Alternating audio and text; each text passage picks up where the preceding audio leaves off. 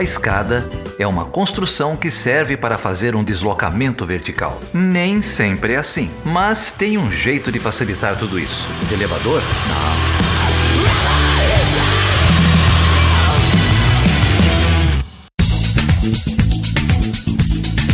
Seja bem-vindo e seja bem-vinda a mais uma edição do Chutando a Escada. O meu nome é Felipe Mendonça. E eu sou o Geraldo Zaran. E aí, Geraldo, como que você tá, meu amigo? Tamo indo, né, cara?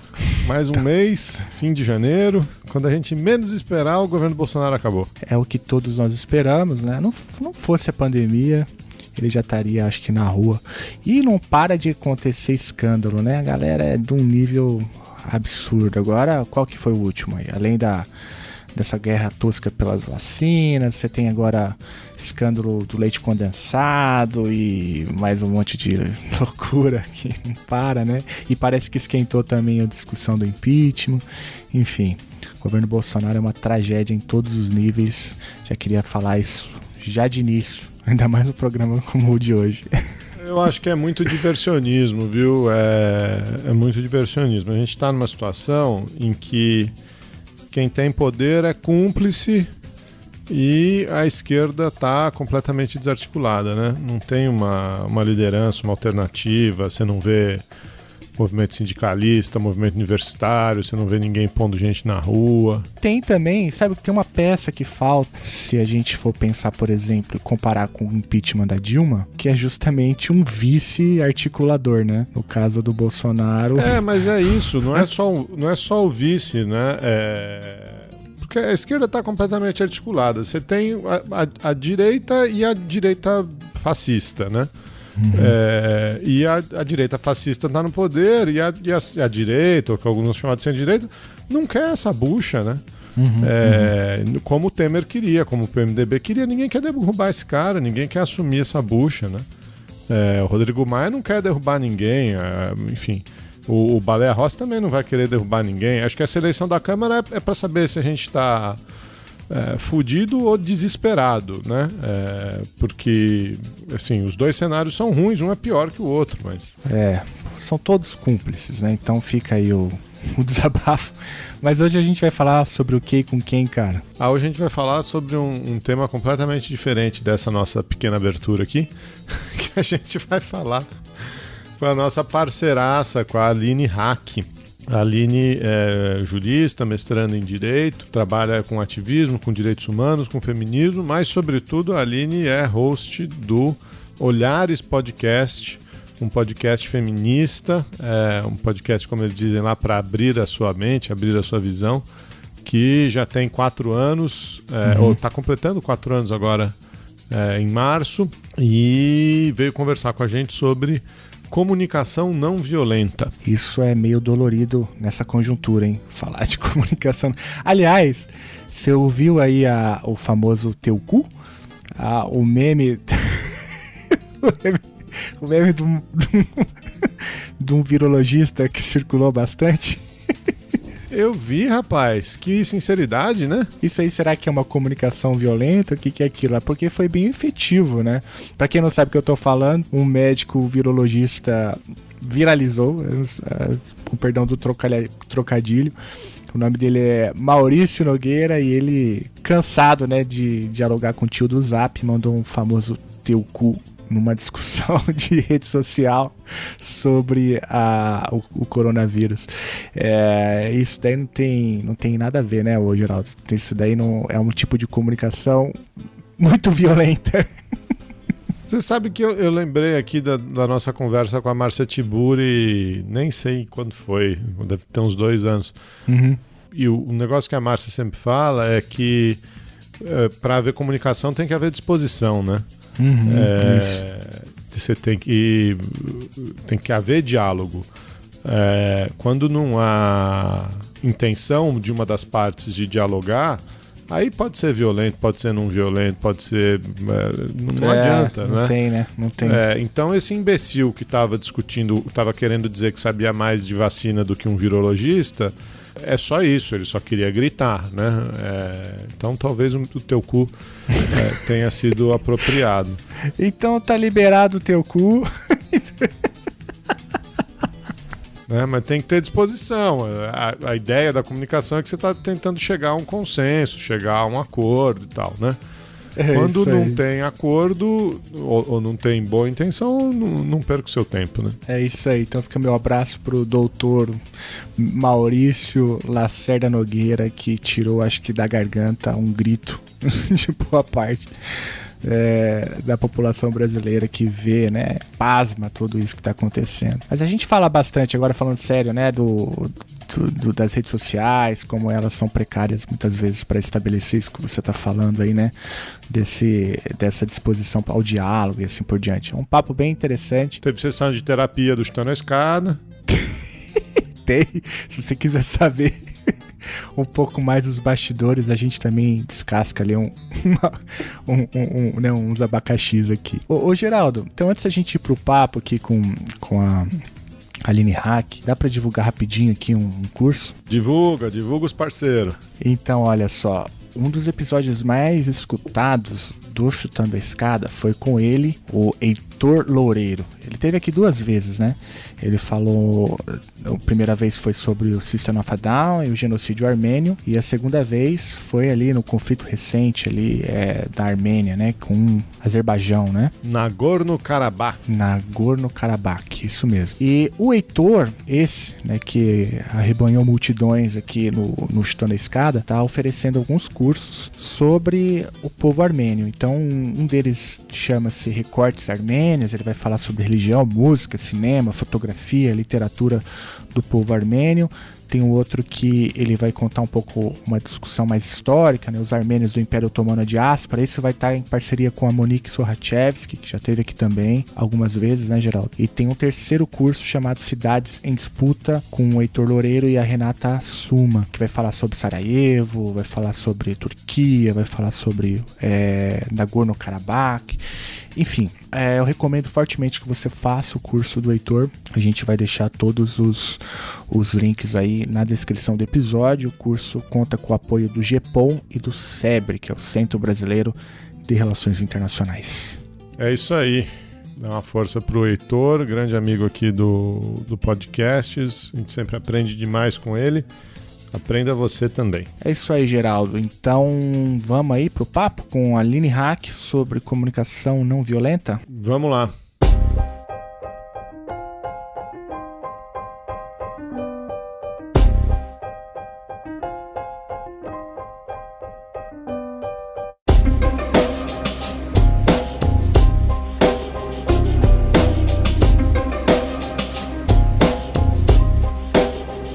Então, Felipe.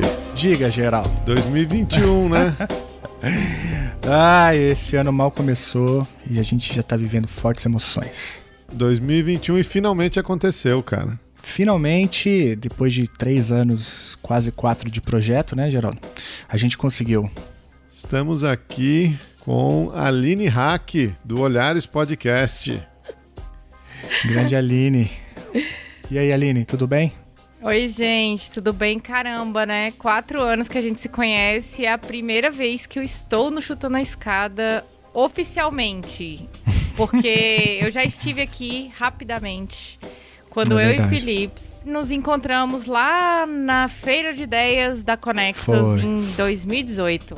Foi. Você gravou um relato lá, não foi? Foi bem rapidinho, mas já deu pra gente manifestar ali todo o nosso amor e admiração pelos nossos projetos. É isso aí, aquela feira, Geraldo, a gente tinha ali alguns projetos sobre direitos humanos, né? Gente que defende direitos humanos, projeto social, projeto de fusão, projetos de divulgação científica, e aí tinha lá o Chutando a Escada e o Olhares, a gente se conheceu pessoalmente.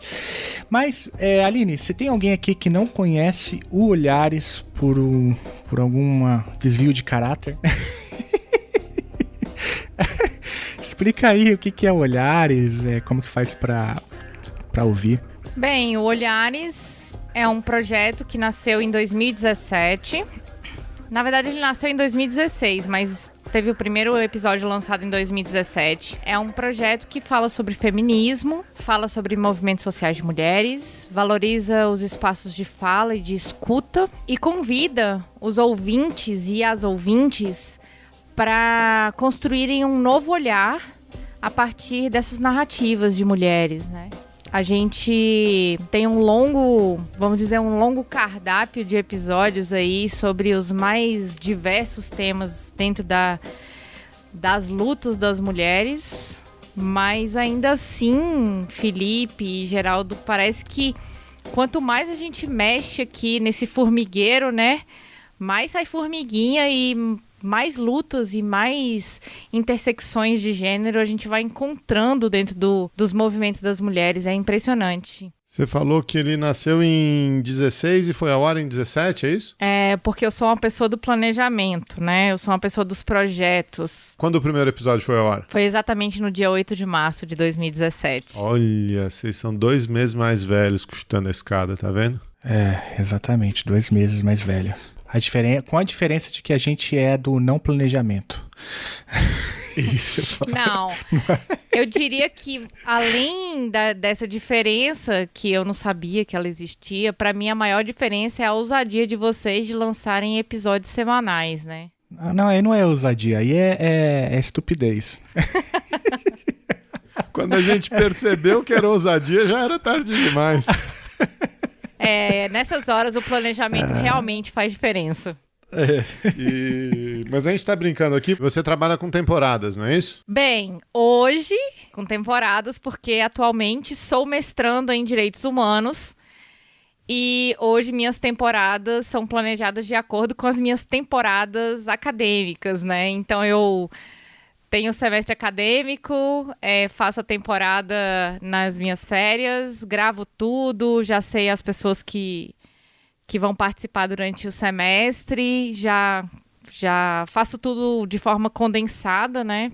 Para eu poder também estudar aí, me dedicar aos estudos que estão intimamente ligados ao Olhares e à pesquisa de mulheres podcasters, de feminismo. Muito bom.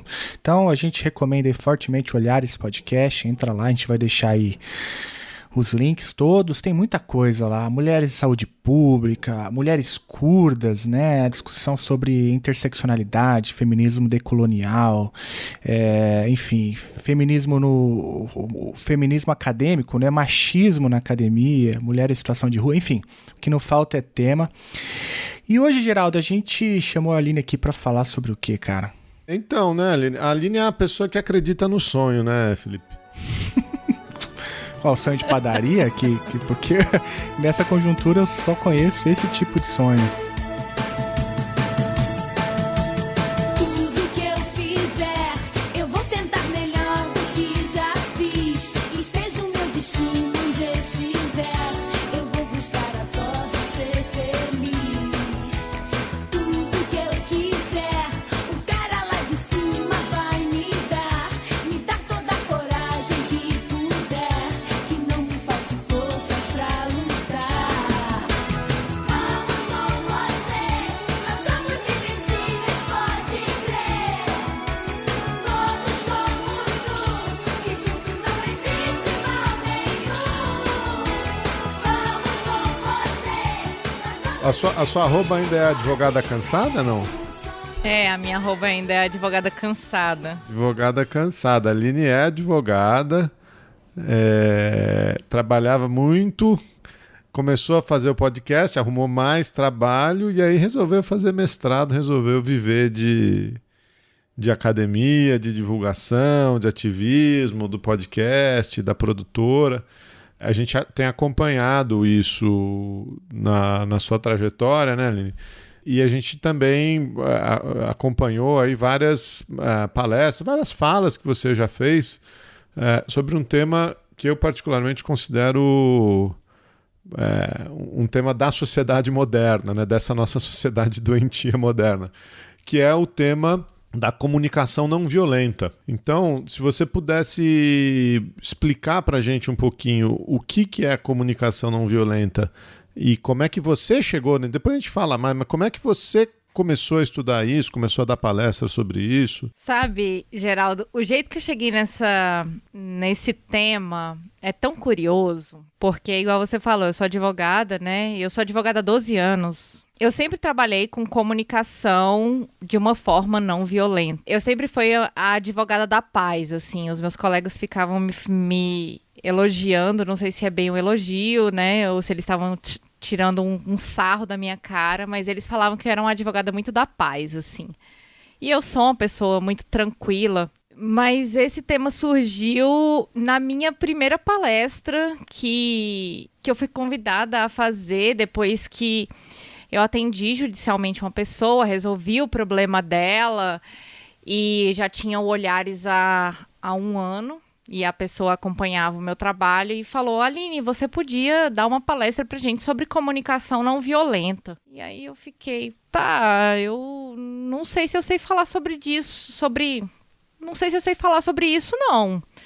Aí a pessoa, claro que você sabe, você é advogada, você trabalha com litígio, você fala de uma forma no Olhares que é totalmente CNV, que é onde tudo que a gente encontra sobre comunicação não violenta, sempre você encontra com as letrinhas CNV.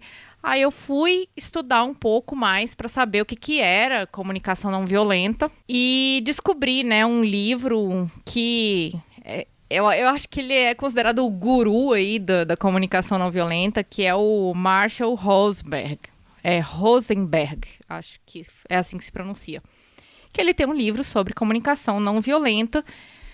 E eu achei muito massa e realmente pensei, né, de fato, eu trabalho de uma forma comunicativa, não violenta, que é nada mais, nada menos do que respeitar as necessidades, identificar as necessidades das pessoas para direcionar essas necessidades e fazer com que as pessoas cheguem a um ponto comum que elas saiam satisfeitas, que elas saiam de modo que elas fizeram bons negócios, que elas fizeram bons acordos, que elas resolveram a vida delas, né? E aí eu percebi que durante toda a minha carreira de advogada era exatamente isso que eu fazia, né?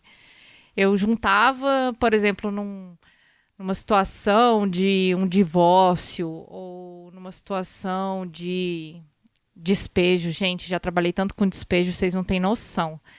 E aí, tentar descobrir qual era o problema da pessoa que estava de um lado e o problema da outra pessoa que estava do outro lado, e trabalhar com essa mediação e descobrir também qual era o propósito disso tudo, né?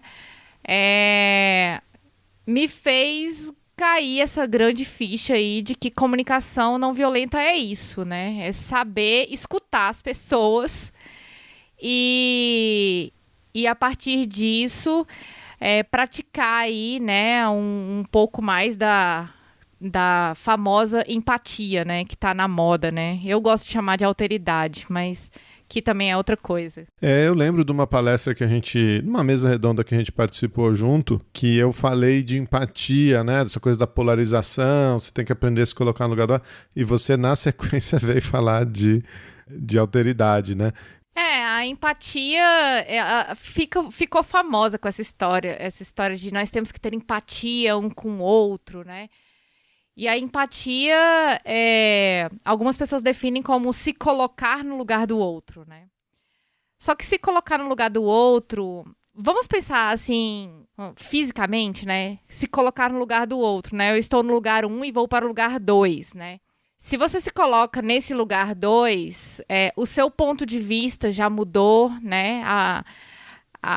O que você está enxergando pode ser diferente do que outra pessoa está enxergando. Você pode estar escutando outras coisas que você não escutava em outro lugar. Então, eu acho muito complexo a gente pensar nesse lugar do outro, né? E a alteridade, ela é um lugar do outro interpretativo, que compreende situações desse outro lugar, né? Então, por exemplo, se eu me coloco no lugar, e aí eu vou falar aqui do meu lugar de fala, eu sou uma mulher branca de classe média, e se eu me coloco no lugar de uma mulher negra, trabalhadora doméstica, eu tenho outras coisas dentro da minha realidade. Eu tenho outras vivências, eu tenho outras formas de relacionamento, eu tenho outras necessidades. Então, eu acho que alteridade é um termo muito melhor, né, quando a gente está querendo iniciar um processo de compreensão de realidades e um processo comunicativo para saber por que as pessoas, às vezes, estão bravas, estão tristes, por que elas não confiam umas nas outras ou em determinadas promessas. Faz parte desse lugar que elas estão vivendo todos os dias, trabalhando todos os dias, sofrendo violências, sofrendo silenciamento, né? Provavelmente a minha vida, a minha construção de vida, ela não parte de um mesmo lugar que a outra pessoa que eu quero me colocar no lugar dela. Então, se eu não consigo perceber esses estratos, né, esses quadros de memória que são diferentes de quadros de memória que eu possuo, eu nunca vou conseguir entender os sentimentos dessa pessoa, né?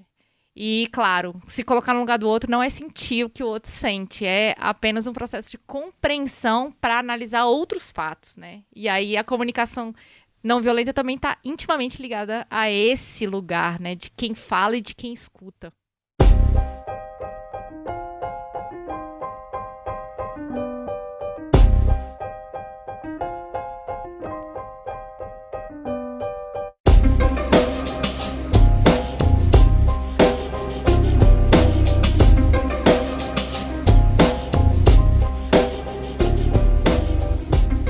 Muito interessante, né, a proposta que você faz de alteridade ao invés de empatia, até porque eu acho que há um certo grau de romantização em torno do conceito de empatia, ainda mais nessa conjuntura, e porque a gente está vivendo num momento, né, onde a civilização, vou colocar assim em termos bem amplos, vive sendo atacada por bárbaros, né, por pessoas, enfim, completamente rudimentares do ponto de vista da relação com o diferente, né. A gente está falando, por exemplo, de grupos neofascistas, de grupos de extrema-direita, grupos racistas e tal. E aí, quando essa discussão de empatia começa a aparecer nessa conjuntura, eu acho que eu não sou o único, talvez algum ouvinte se identifique comigo, dá um certo arrepio, assim, né? Porque essa romantização da empatia em tempos tão grotescos como esse que a gente vive é um problema também, né? Nossa, eu acho prejudicial demais, né? Porque parece papo de coach, né? Uhum.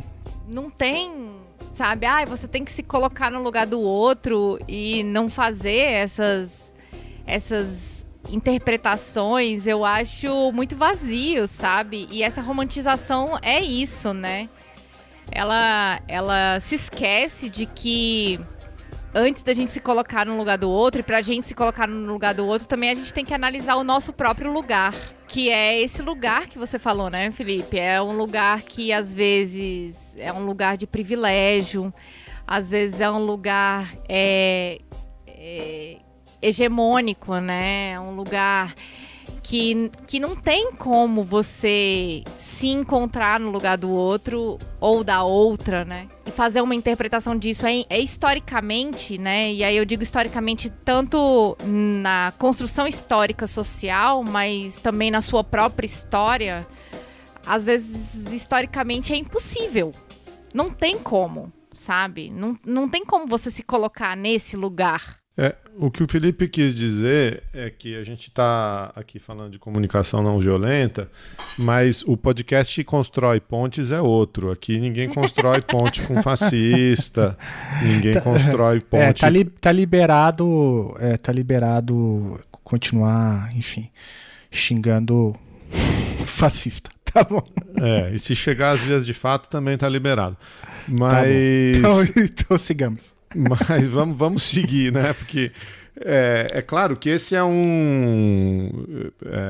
esse exemplo que o Felipe trouxe é a distorção do argumento, né? É você tentar ser razoável com o irrazoável, né? E não é disso que... Certamente não é isso que eu defendo, ou não, acho que não é isso que ninguém aqui defende. Agora, tirando esses bárbaros, né? Que eu acho que o termo aí foi muito feliz, né? A civilização está sendo atacada pela barbárie. Mas tirando esses bárbaros, você mencionou, Aline, litígios, né, até da sua prática como advogada, negociação, conciliação familiar, enfim, vários tipos de litígio. Enfim, se a gente está falando de comunicação não violenta é porque existe a comunicação violenta, né? Até quando a gente não percebe que ela está sendo violenta, né? Então eu queria pedir para você dar exemplos aí dessas situações, de coisas que você encontrou ao longo desses anos, né? O que é a comunicação violenta para a qual a gente precisa de uma alternativa se a gente quer um pouco mais de cooperação, de conciliação? É interessante a gente fazer essa análise da cooperação, né? Antes da gente gravar, eu estava pensando em alguns exemplos, né, que a gente poderia dar aqui. Eu escuto o Chutando a Escada, eu sei que vocês trabalham muito a questão das relações internacionais, né, e a gente fala muito de acordos, né, acordos, e como é que é um acordo, né? Um acordo, ele é um processo de comunicação, né?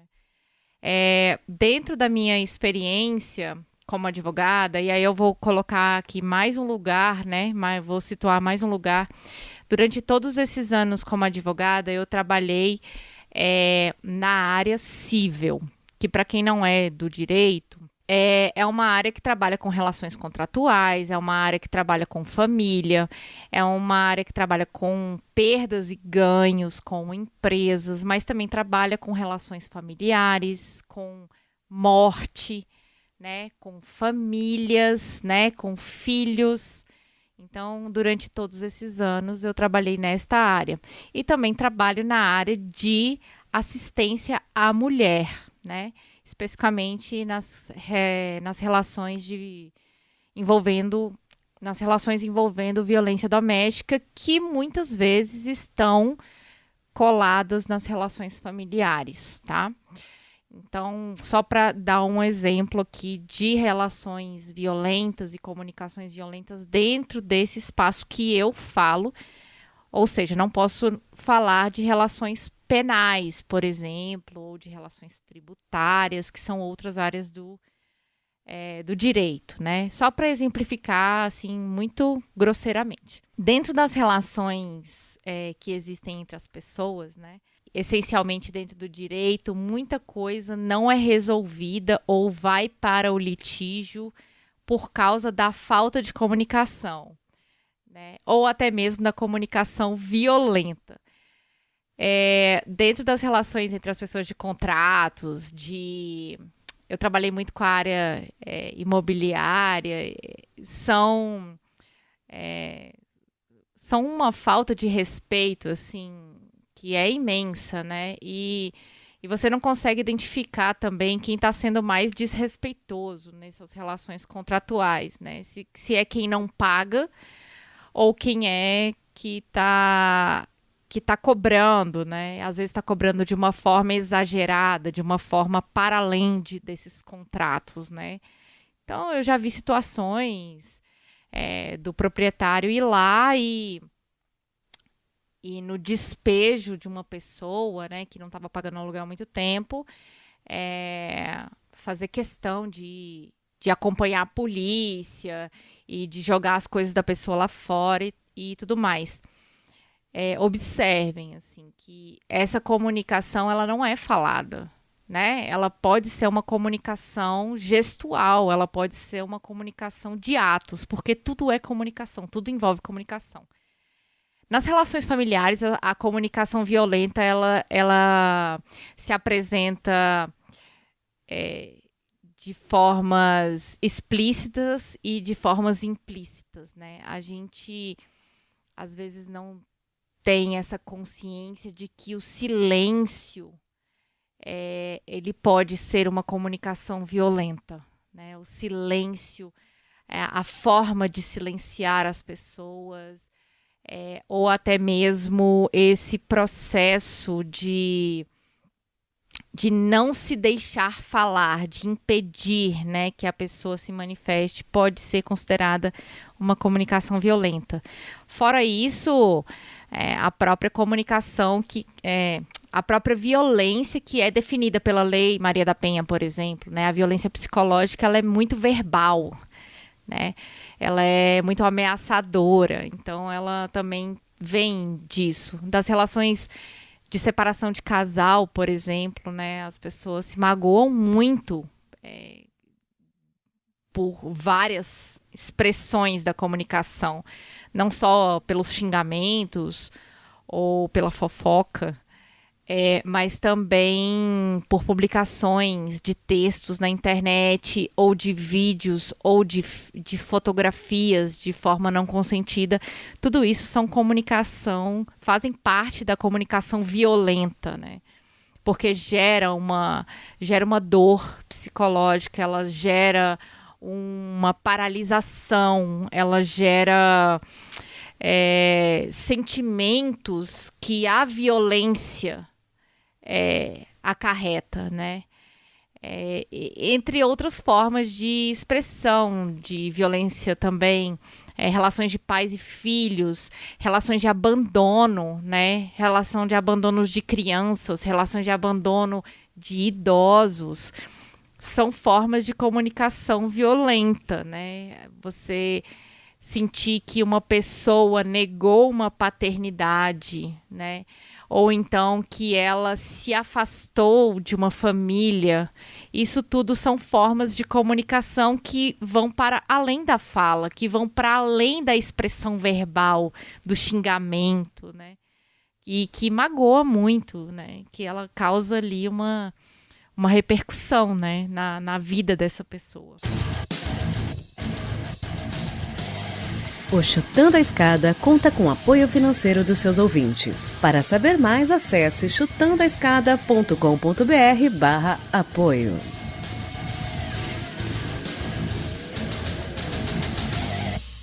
Ô Aline, você fez um panorama bem interessante, né, de como a comunicação ultrapassa muito a fala, né? Você tem várias outras formas de se comunicar violentamente para além do diálogo, para além da fala. Eu queria te perguntar uma coisa, assim, qual que é a razão disso?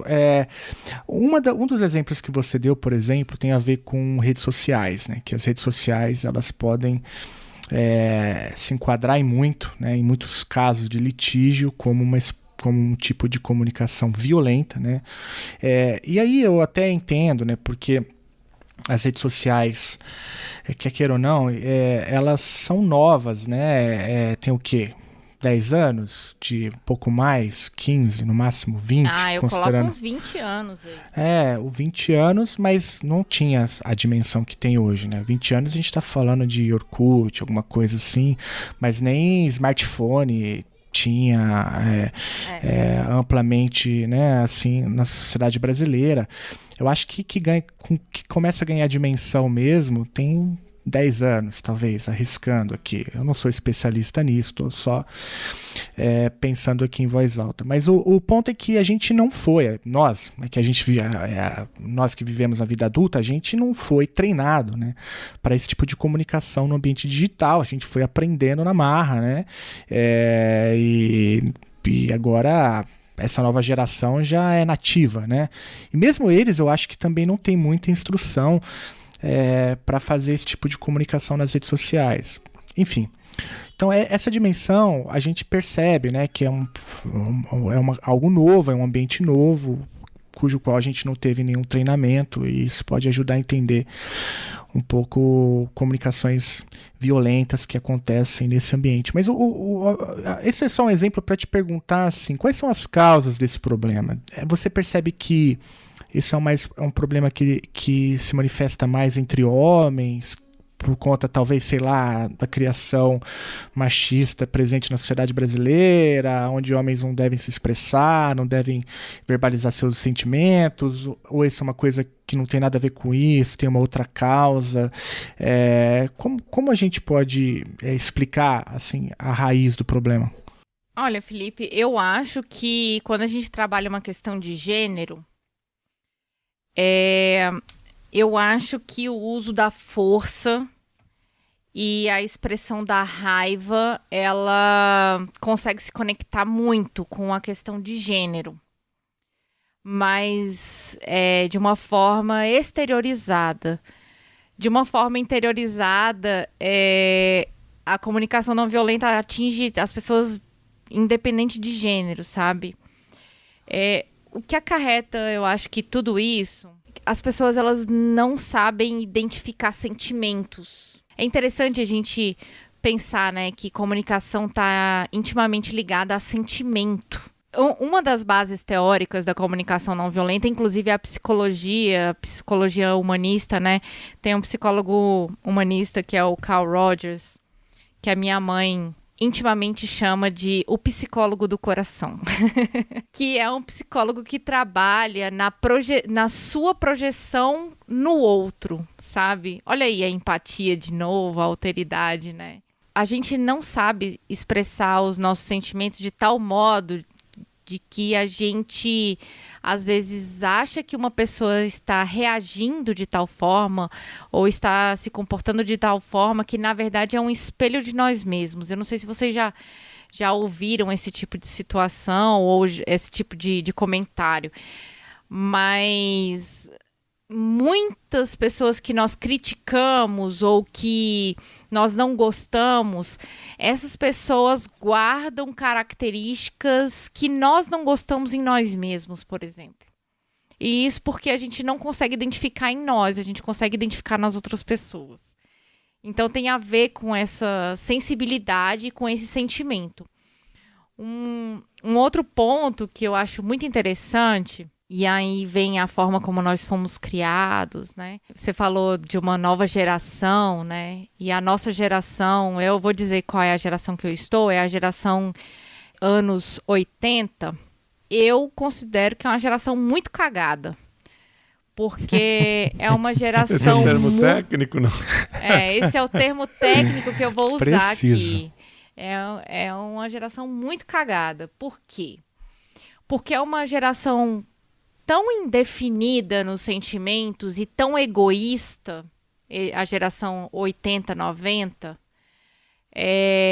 porque é uma geração com menos filhos, é uma geração com mais acesso, é uma geração que teve o uso da tecnologia dentro do seu processo de crescimento, e isso coloca essas pessoas em processos mais privados e individualistas, né? E quando a gente se coloca nesse lugar privado e individualista, a gente guarda os nossos sentimentos para nós mesmos. E é interessante eu usar aqui, e eu estou usando muito o masculino plural, não por uma prática, mas aqui eu estou falando essencialmente dos homens também, na sua maioria.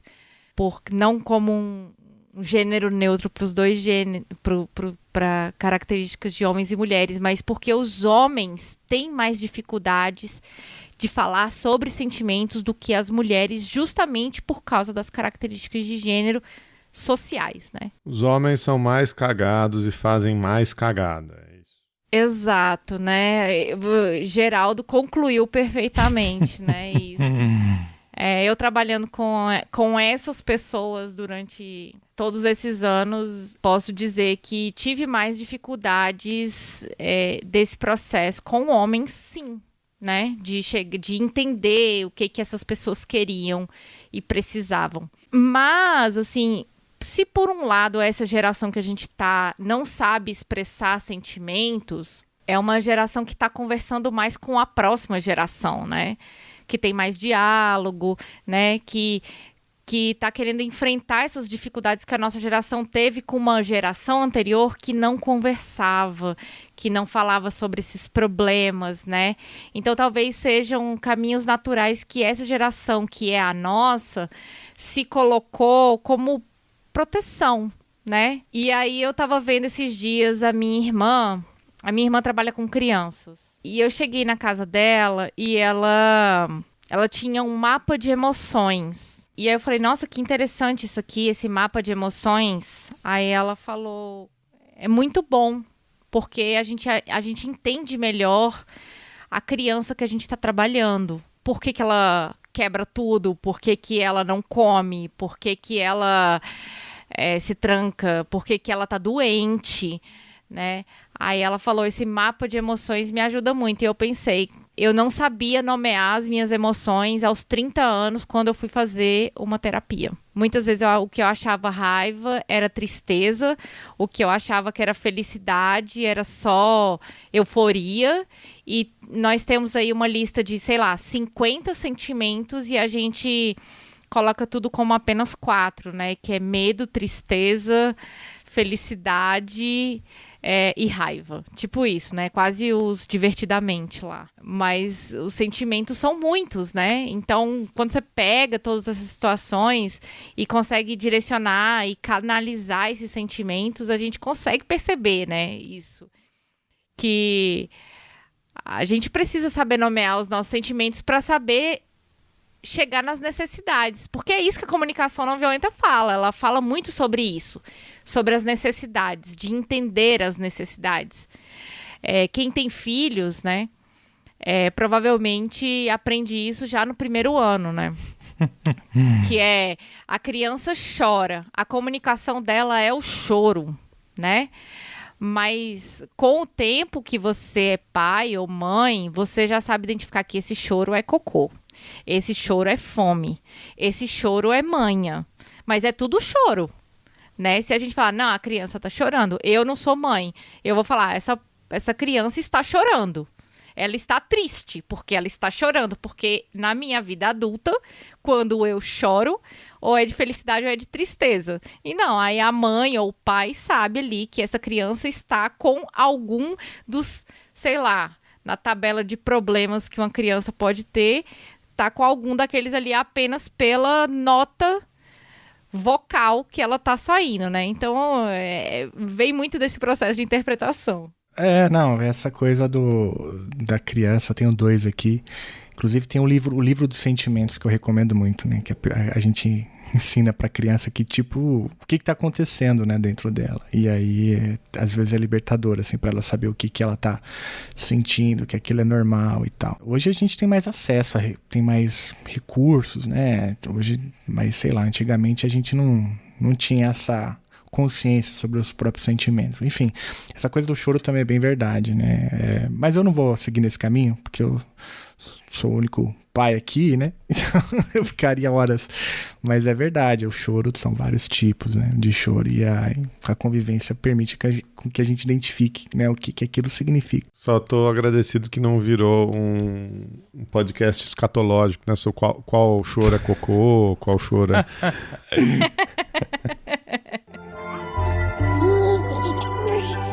Foi incrível. Só a Riley e eu pra sempre.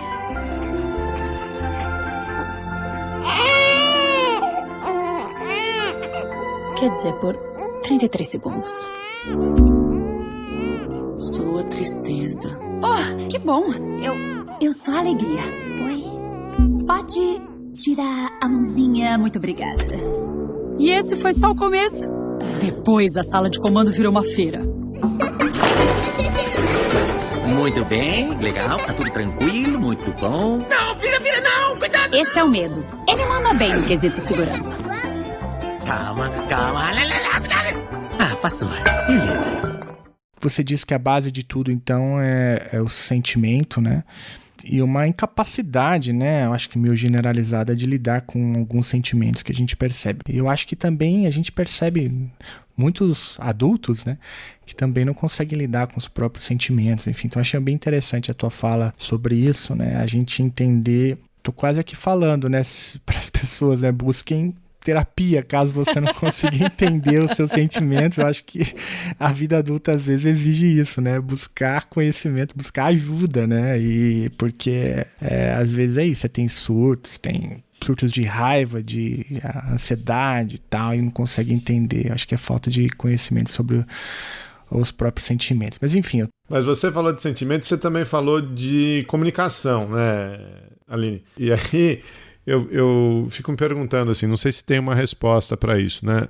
O quanto dessa violência ou dessa agressividade na comunicação é um acordo ou é tolerável, ou quanto desse silêncio, porque a violência ela vem em tudo, né? Você estava falando do silêncio, você estava falando de coisas não verbais também, né? De gestos, de colocações. Eu e o Felipe, a gente tem uma dinâmica. Quero ouvir, vai, prossiga. Muitas vezes o Felipe me manda uma mensagem no WhatsApp e eu não respondo. É verdade, fica aí agora eu tô pensando aqui, será que eu estou praticando comunicação violenta ao não responder? Será que o meu silêncio é agressivo? Depende, você tem o confirmação em azulzinho? Não, mas eu sei que ele leu. Eu tenho. Eu não desabilito nada, não. A pessoa sabe que eu vi. Só pra mim, então, que ele desabilitou. Porque pra mim não aparece. Não, na verdade, o meu eu já entendi. O meu não tem, aí eu não vejo de ninguém. É isso. Olha aí, Geraldo, você acabou de se entregar, né? Não, eu não tô escondendo nada, eu simplesmente não... mas sabe uma coisa que rolou? Eu achava, no começo era estranho. Aí um dia eu liguei pro Geraldo, olha só como rolou, Aline. Falei, Geraldo, é uma parada só comigo ou é uma parada sua? Ele falou, não, é um negócio meu, não é nada com você, relaxa. E aí, depois daquele dia virou uma chave, né? E aí... eu não me importo muito mais. Eu já sei como é, mas enfim, rolou essa conversa. Mas isso realmente era uma pergunta, assim, o quanto dessas práticas, elas são acordos, né? Elas são combinados, ou às vezes ela é combinada só para um lado, e aí realmente é uma prática violenta, né? Tem como a gente... identificar isso, traçar uma linha? A gente pode traçar uma linha positivista da comunicação, que para todo emissor tem um receptor. Não gosto muito, não, dessa linha aí. E aí agora eu digo, né, no meu lugar de estudante de comunicação, porque agora eu sou essa pessoa, né, o meu mestrado em Direitos Humanos, mas ele é interdisciplinar, comunicação, ciência política e direito, e gênero. Tem essa linha positivista, né, que a comunicação tem um emissor, tem um receptor, tem um código, né, e tudo mais. Mas eu acho que a comunicação, ela é muito fluida, sabe? Eu arriscaria dizer que comunicação gera comunicação, assim, sabe? Então, do mesmo jeito que eu falo que um grito gera um silêncio, é uma comunicação de fala, né? Uma comunicação de voz gera uma comunicação de não voz, né? Pensando aqui pelo exemplo de vocês, que é um exemplo bem interessante e que dá pra gente até aplicar ele dentro da comunicação não violenta, do que se conhece essencialmente dentro da metodologia da comunicação não violenta, porque sim, existe um estudo da comunicação não violenta.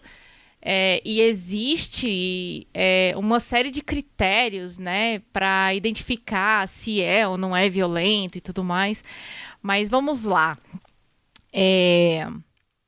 Felipe observou que Geraldo, quando ele mandava mensagem, Geraldo não aparecia como lido. Isso é um componente da comunicação não violenta, né? A observação, né?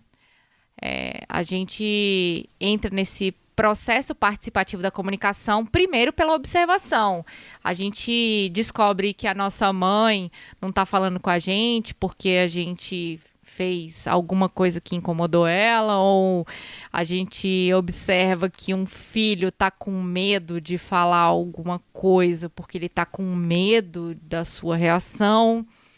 A gente percebe que a sua turma que você está dando aula Tá todo mundo meio atônito no dia da prova, porque tá todo mundo com medo de tirar uma nota baixa. Você percebe na própria comunicação corporal de um chefe de Estado ou de um grupo político como ele está. Então, esse é um processo, né? É um dos processos, é um dos elementos da comunicação não violenta. O outro é o sentimento, né? Felipe se sentiu triste que Geraldo não aparecia lá azulzinho sem ele mesmo não ter observado que tinha desabilitado este recurso, né? Mas ele sentiu algo e foi lá e falou: Geraldo, e aí? Que tá pegando? É comigo, cara? Não, e tal. É porque eu sou seu brother e você acha que você pode cagar na minha cabeça, né? E aí Geraldo diz: olha, cara, eu não vejo necessidade, que é o terceiro elemento da comunicação não vejo necessidade de estar te respondendo o tempo todo. Eu achei que você me mandava, eu respondia, e a gente não precisava ficar alimentando uma conversa. E a partir disso, o Felipe fez um pedido para o Geraldo, dizendo: pô, cara, quando for assim, então, me sinaliza com beleza, me sinaliza com então a gente continua depois.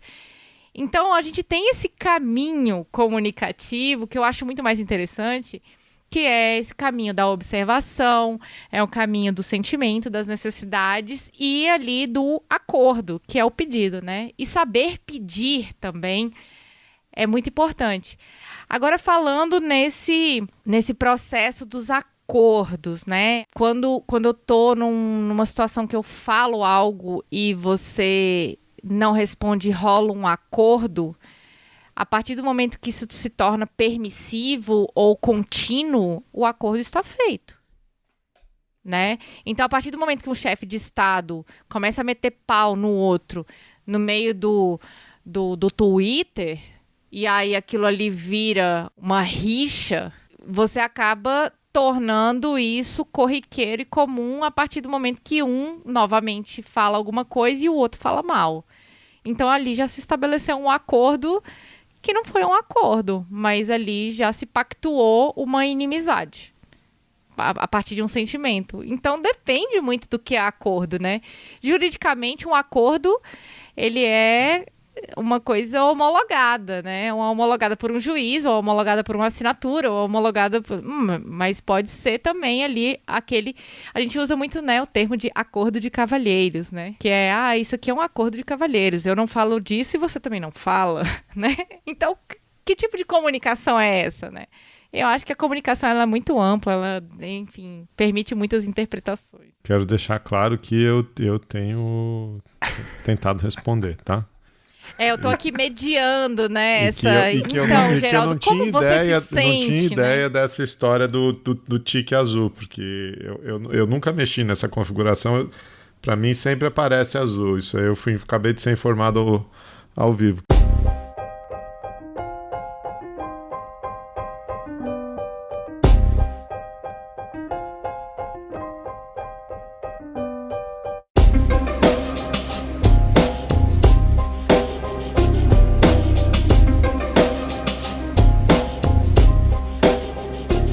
Mas eu tenho um outro exemplo aqui, Aline. Por exemplo, né? Um exemplo completamente aleatório, né?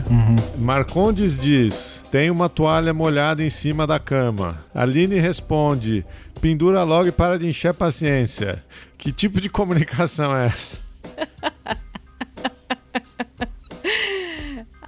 Eu não sei que tipo de comunicação é essa, né? Provavelmente ela vai gerar uma não comunicação por uns 2 dias. Não, mas assim, as pessoas têm muita dificuldade, né, de se comunicar no geral, né? Não seria melhor dizer, tem uma toalha em cima da cama? Por que ele está dizendo isso? É porque ele não gosta da toalha em cima da cama? Porque a toalha está do lado da cama dele e aí ele vai dormir com o lado da cama molhado? É porque... ele vai usar essa toalha depois e aí quando ele for usar, ela vai estar molhada, né? Se a gente não sabe se comunicar direito, a gente não tem como esperar que as pessoas se comuniquem direito com a gente, né? Dizer por quê dizer o nosso sentimento, né? E aí, quando eu volto nessa história do sentimento, é muito interessante porque nem sempre é aquele sentimento, né? Ai, estou triste porque você deixou a toalha. Não, pô, não deixa a toalha aí em cima não, porque quando você for usar, você não vai poder reclamar comigo que a toalha está molhada porque eu não gosto. Então tem um porquê ali, tem uma situação da reclamação, né? Só que as pessoas não dizem por que elas reclamam, né? Elas só reclamam. Na verdade, isso é um geral, né? Elas só reclamam e não dizem por que estão reclamando. Durante a vida inteira a gente ouve, e aí eu vou dizer, assim, situações que eu vivenciei na minha vida inteira com amigos e amigas e tal, especialmente com amigos, né? Da mãe reclamar muito porque essa pessoa não ajuda em nada. Mas, assim, tirando toda a problematização de gênero que envolve este exemplo, ok? A pessoa, a mãe, esta mãe, alguma vez disse que ela estava cansada de trabalhar todos os dias, arrumando a casa, cozinhando para essa pessoa. Será que ela disse em algum momento isso? Será que em algum momento ela disse como ela se sentia sendo a única pessoa que trabalha... Olha aí, eu já estou problematizando de novo. Mas sendo a única pessoa que provavelmente trabalhava com as tarefas domésticas. E aí, o que nós vemos? Lá na frente, essa pessoa, essa mulher doente, mentalmente doente, né? Ou então com... resultados, né, dessa vida, pelo fato dela ser mulher, pelo fato dela ser mãe e tal, e aí o filho chega lá na frente e se dá conta de que, caraca, minha mãe trabalhava muito, a minha mãe trabalhava o dia inteiro, a minha mãe nunca estava descansando, nem nas férias a minha mãe parava, e aí todo mundo cai nessa, mas aí já se passaram muitos anos, né, então eu acho que tem muito a ver com isso, sabe? A brincadeira da toalha é uma situação, né? Mas é uma situação também que a gente consegue ver nessas relações, né? Que a gente vive dentro das nossas próprias casas, né? Pais que ficam velhos e que a gente não tem diálogo nenhum, porque esse diálogo nunca existiu quando nós éramos mais jovens, né? A gente nunca teve esse espaço de diálogo, né? De nomear as nossas necessidades, né? E aí quando um filho ou uma filha sai de casa porque essa pessoa tem um trabalho que os pais não concordam, ou porque essa pessoa é LGBT, ou porque essa pessoa sofre discriminação de gênero de um pai machista ou de uma mãe machista, ou por conta de questões políticas, rola essa quebra, né? E aí a pessoa só não soube dizer, olha, eu não aguento mais. E aí ela estoura, né? E aí essa é a situação da comunicação violenta, né? A pessoa estoura porque fala, vocês nunca me escutaram, vocês nunca perceberam a comunicação, às vezes, corporal, um sentimento que estava ali, porque nunca se estabeleceu esse diálogo. É muito interessante, assim, fazer essa análise projetando aí situações que pessoas que provavelmente você conhece, né? Alguém aqui que está escutando esse episódio conhece, que já relatou nesse sentido. Parei de falar com a minha família porque minha família apoia o Bolsonaro e eu cansei. Mas por que tu cansou? Por que a tua família apoia o Bolsonaro, né? Às vezes a pessoa tem uma vida extremamente privilegiada, é filho de um empresário que nunca utilizou o Sistema Único de Saúde, que sempre teve plano de saúde e acha que o Estado mínimo é a solução, porque dentro da vida dele essa é a perspectiva que ele tem, que é péssima, inclusive. Gostaria de colocar aqui a minha opinião, mas acontece. E aí as pessoas não percebem as necessidades das outras pessoas, elas só percebem as próprias necessidades.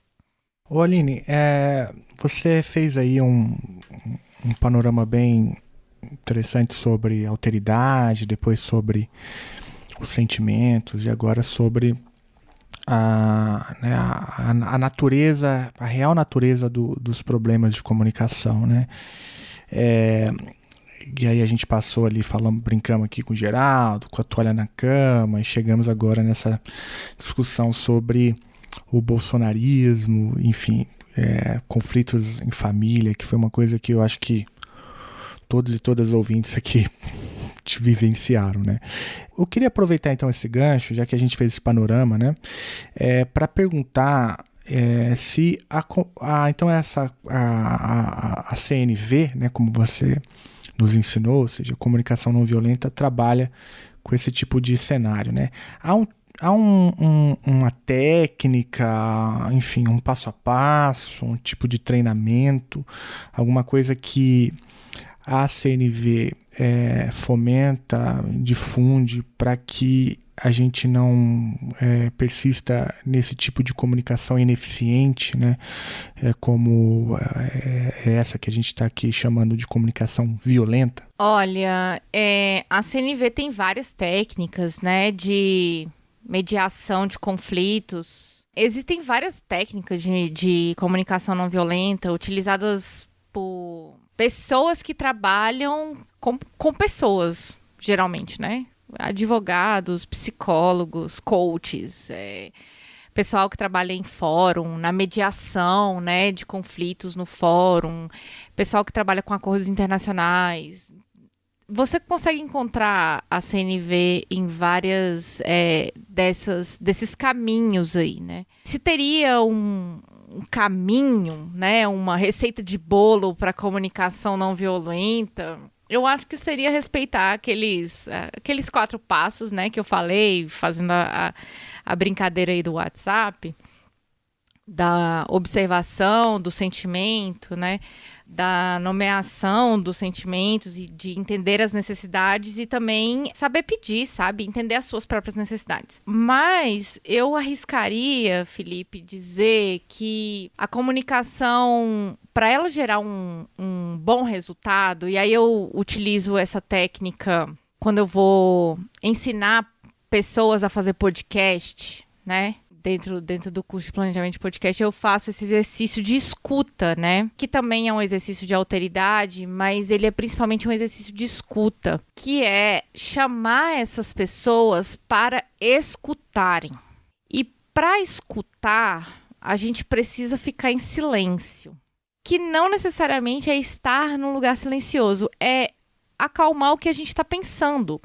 Então, por exemplo, se eu estou escutando alguém que eu não concordo, para eu emitir um juízo de valor, eu primeiro tenho que silenciar o meu juízo de valor. Porque pode ser que aquela pessoa esteja falando algo certo ou algo razoável. Só que o meu juízo de valor silencia essa pessoa e eu já vou de frente com ela. Então, pessoas que se comunicam bem são pessoas que, além de falar bem, elas também escutam bem, né? Elas conseguem perceber essas nuances comunicacionais, né? Seja pela fala, que é o mais comum, mas também quem é professor e está escutando esse programa, e Geraldo pode confirmar, a gente sabe quando um aluno não está gostando da nossa aula. A gente sabe quando a gente comenta algo e o aluno não gosta, sabe?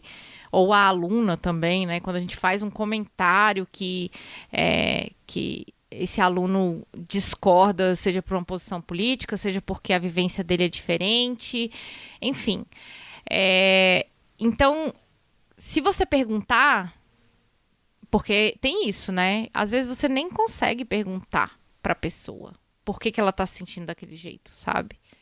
Se você tiver a oportunidade de perguntar, você tem que escutar essa pessoa, mesmo que você tenha dito algo que é completamente diferente da realidade dela. Eu vivenciei muito isso no Olhares. Quando eu comecei o Olhares, eu tinha uma visão de feminismo muito diferente da que eu tenho hoje. E foi a partir desse processo de escuta ativa, e aí tem um outro conceito que a gente traz, né? Dentro do Olhares, mas ainda assim dentro da comunicação não violenta, que é a escuta ativa, né? O que é escutar ativamente? É silenciar os seus próprios sentimentos, é silenciar a sua necessidade de estar certo, de ganhar no debate, né? Eu vivenciei demais isso como advogada, quando pai e mãe me contavam relações com seus filhos e ambos estavam certos dentro das suas perspectivas como pai e como mãe. Eles estavam vivendo o mesmo fato, sendo que o filho tinha relacionamentos diferentes por eles, justamente pelo fato deles serem pessoas diferentes. E eles não concordavam com, eu não concordo que o fulano faça isso, eu não concordo que a fulana faça isso, mas era o melhor jeito que esse pai ou essa mãe encontrou para ter um bom relacionamento com seu filho. Então, isso não seria possível se eu já fosse defensora com unhas e dentes e armas levantadas, né? Olha aí a comunicação violenta, né? A comunicação violenta também se apresenta dessa forma, eu vou comentar já já. Mas de defender um ponto de vista sem valorizar o outro e avaliar ele, né? Então, é o silêncio interno, o processo de compreensão, a alteridade, entender por que aquela pessoa tá brava, entender por que aquela pessoa tá triste, o sentimento dela, porque às vezes ela não expressa esse sentimento, mas você consegue perceber, né? E as mulheres, no Olhares, elas foram trazendo isso para mim, né? Por que elas se sentiam tão incomodadas por situações que eu não conseguia perceber como uma mulher branca, privilegiada? Por que eu não conseguia perceber situações ou vivências? E é a partir da fala delas e do meu silêncio que eu fui percebendo essas nuances, que eu fui valorizando esses processos de luta, né? Para quem trabalha muito com direitos humanos ou quer trabalhar com direitos humanos, essa escuta ativa é fundamental, sabe? Não adianta a pessoa falar assim, eu quero ser uma defensora, um defensor de direitos humanos sem esse processo participativo de escuta, sabe? E a comunicação, ela tem isso, né? Ela tem esse processo de escuta, de olhar, de perceber, é quase um trabalho antropológico também, né?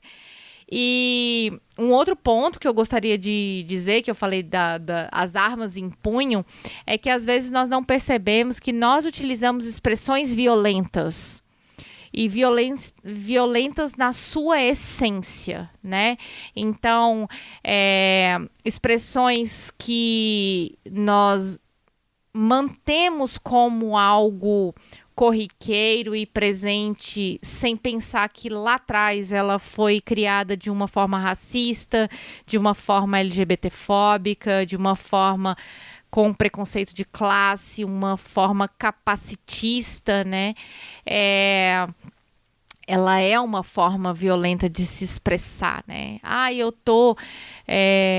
Eu nem vou falar algumas expressões aqui, mas enfim, é um convite que eu faço para quem está escutando esse episódio de perceber e fazer essa análise dentro das suas próprias narrativas, dentro dos seus próprios comentários, né?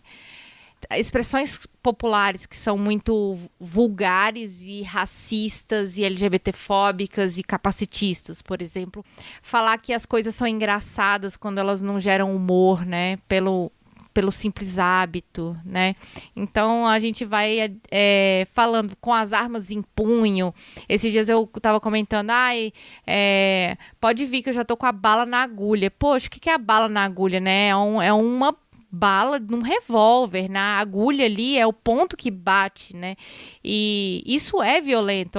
Isso vai ser como se estourasse, né? Então a gente vai olhando dentro daquilo que a gente vai expressando ao longo da nossa vida e vai percebendo essas pequenas fagulhas violentas que vão mantendo muitas opressões que muita gente hoje luta para combater, né? É bem interessante esse resgate linguístico, histórico dessas expressões violentas, né? Para ressignificá-las, né? Para buscar outras expressões que podem substituí-las. Eu fiquei pensando que eu também aprendi um monte sobre feminismo chutando a escada. Enfim, e essa coisa que o Felipe falou um pouco no começo, né, das redes sociais, assim, WhatsApp e Telegram é um prato cheio para maus entendimentos, né, para falhas de comunicação, porque você tem o texto, mas você não tem o contexto, né? Nem a entonação, né, que É importante também. Nossa, o WhatsApp sem entonação, né? Acho que 90% das brigas de casais que eu participei como mediadora, a palavra WhatsApp foi mencionada. Eu acho que o WhatsApp... Um dia isso vai ficar claro. O Geraldo já sabe aqui que eu tenho feito essa campanha, né? Eu acho que o WhatsApp é responsável por grande parte dos problemas e dos conflitos, quer seja entre amigos ou no trabalho. Eu acho que o WhatsApp é um grande retrocesso na comunicação, né? Tanto que eu sou um pouco radical em relação ao WhatsApp. No trabalho, hoje mesmo eu estava falando, alguém escreveu lá no Twitter, será que é chato sair do grupo do trabalho? Eu, o quê? Não, se você está fora do horário de trabalho e não é pago para isso, saia, né? Porque o WhatsApp, ele estende a jornada, mistura o pessoal com o profissional, né? O tempo inteiro, e com uma comunicação muito pobre. Então... é estresse puro. Acho que o WhatsApp é um retrocesso civilizatório. Fica aí o meu chute na escada aí.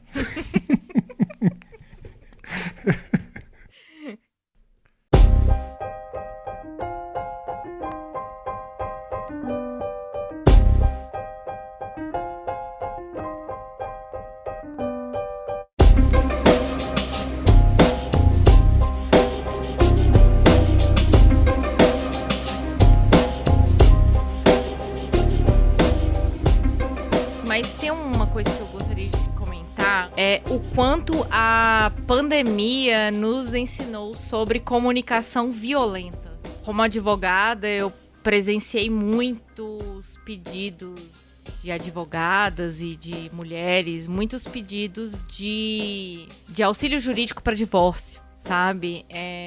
Por conta da pandemia, né? E o que foi a pandemia, né? Nesses contextos familiares, foi um processo de conhecimento e de sentimento, né? Muita gente se casa e só encontra a pessoa de noite, né? Vai trabalhar o dia inteiro, só encontra de noite e tal. As pessoas foram obrigadas a conviver umas com as outras, né? E isso ensinou muito a gente, né, como ser humano, esse processo e essa necessidade de se comunicar dentro de uma casa nesse período de pandemia, onde as pessoas estão dentro de casa, né? Falar de necessidades e falar de sentimentos, né? E saber pedir as coisas, né? Como a brincadeira da toalha, mas a toalha é só um exemplo dentre tantos pedidos que são feitos ao longo do dia, né? Desde um pedido para sair do banheiro, desenrolar, parar de mexer no celular na mesa, quero assistir a televisão, quero assistir outro programa, por favor, faz silêncio que eu estou estudando. Tantas coisas que a gente vai falando ao longo do dia e quantos silêncios são feitos também. Fora isso, essa situação, né, do que o Felipe falou, do trabalho, né, da forma de se comunicar no trabalho e da necessidade das comunicações em grupo.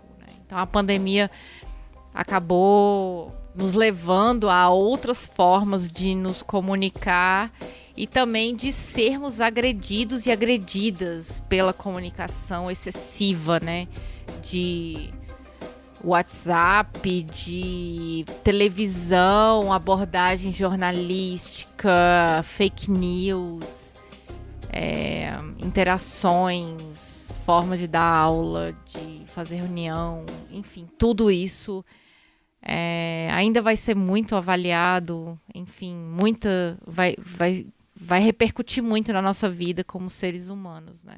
E falando do curso, né, que vocês comentaram, o curso de planejamento de podcast, vamos dizer que ele é um resultado de todos esses anos trabalhando no podcast, né, com mulheres, mas não só isso, né, hoje eu tenho uma produtora de podcast e eu também trabalho para outras pessoas para atender as necessidades delas no podcast, né.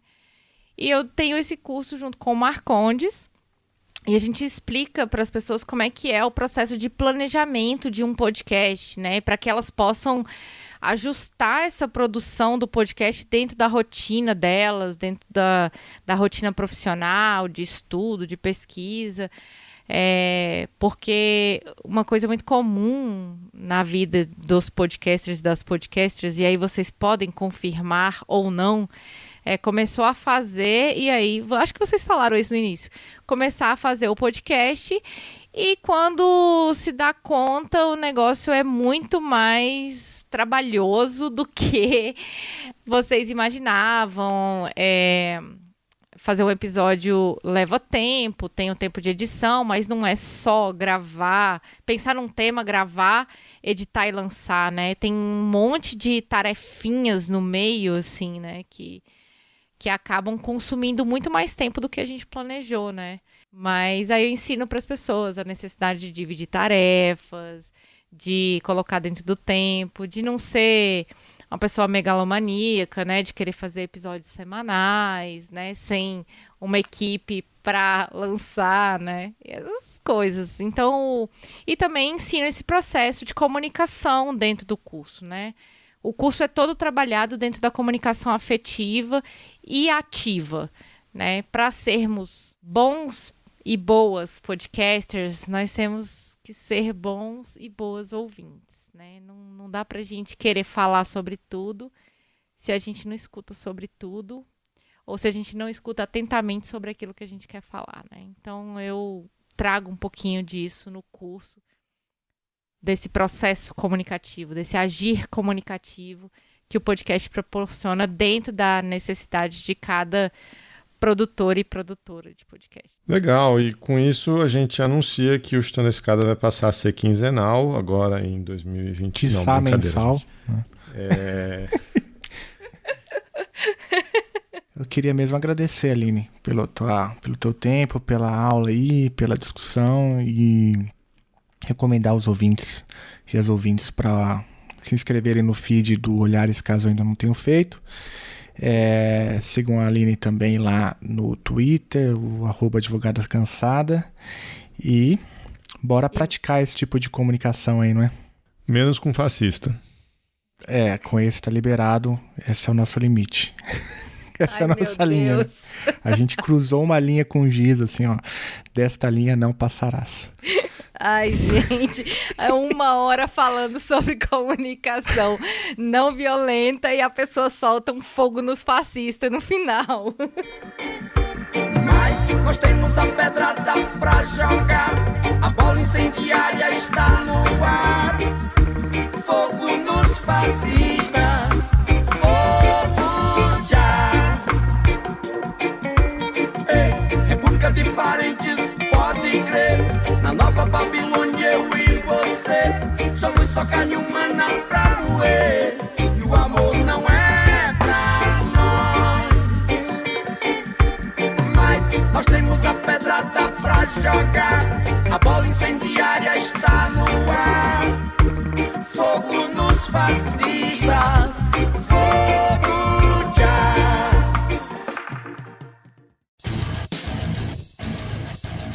Você acabou de ouvir mais um episódio do Chutando a Escada. Para apoiar, acesse chutandoaescada.com.br/apoio.